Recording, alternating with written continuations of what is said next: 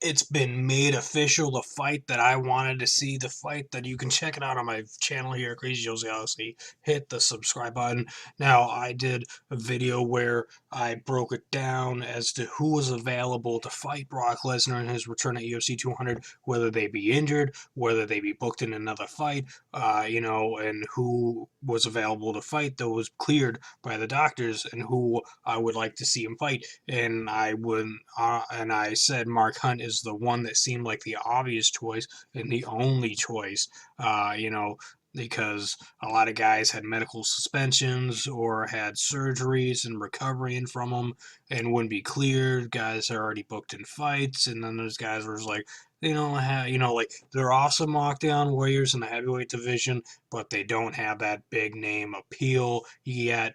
And Mark Hunt was the one obvious choice in my opinion, and I picked it. I made a full fight breakdown as a possibility, as a dream fight if it were to happen, and now it's happening. So now we get the prediction: what's gonna go down? How is it gonna go down? How is Brock Lesnar versus Mark Hunt gonna go down when they fight inside the octagon at UFC 200 in Las Vegas, Nevada on July 9th?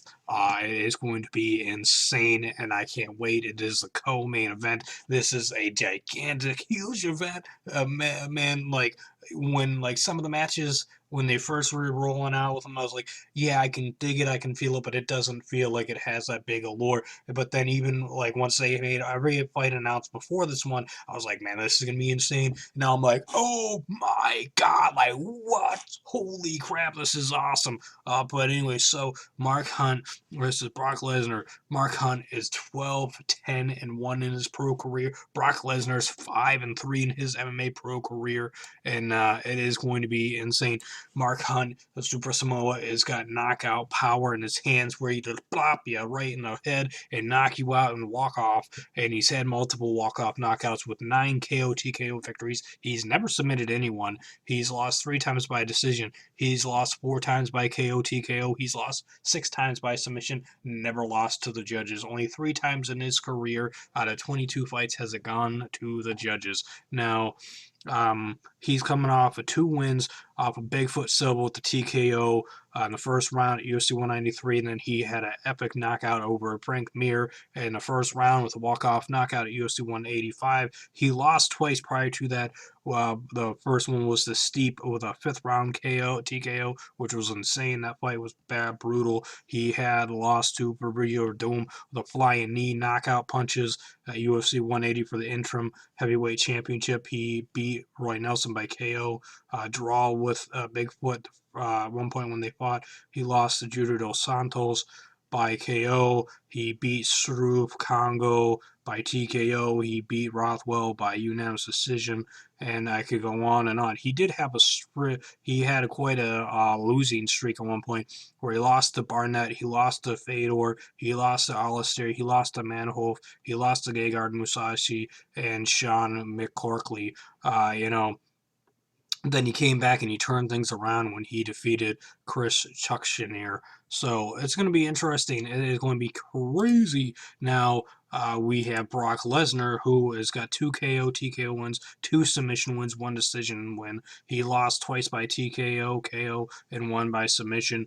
And, like he said, he wasn't 100% when he fought Cain Velasquez, and he lost the UFC Heavyweight Championship to him when he lost by TKO, and then he was still suffering from his illness when he went against Overeem, and he wasn't 100%, and Overeem beat him by TKO. Someday I want to see him go against Overeem again and Cain Velasquez and see what happens this time around when he's 1,000% beast mode coming at you, because and he got revenge over Frank Mir when he got a TKO win over him. He lost to him by submission and knee bar the first time they fought, but then he came back, he just went on a tear, So he can submit you.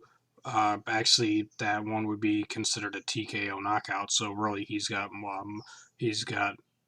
3 knockouts and 1 submission because that's the submission punches. It says because I quit.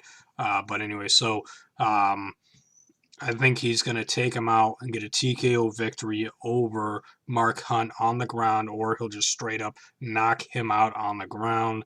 He could submit Mark Hunt on the ground, because he does have the submission game, and I believe he's been training his ass off for a long time. I believe Brock Lesnar, the Beast Incarnate, is going to destroy Mark Hunt, the Super Samoa, and that Mark Hunt may end up retiring after this fight. I hope he doesn't. I hope it's not a massacre, and that it is not. It will be brutality, and it will be crazy. I hope that it is not Mark Hunt's last fight, but it is possible with the Beast Incarnate Brock Lesnar returning to show the world that he still is the beast and he is still Brock Lesnar, the man that is just a beast in the octagon. I am at a loss for words. Big Dog Jimmy thinks that he thinks that Brock Lesnar is going to win, but he also thinks there's a possibility that Super Samoa Mark Hunt wins this one by a knockout in the third round. Why is there something wet underneath me?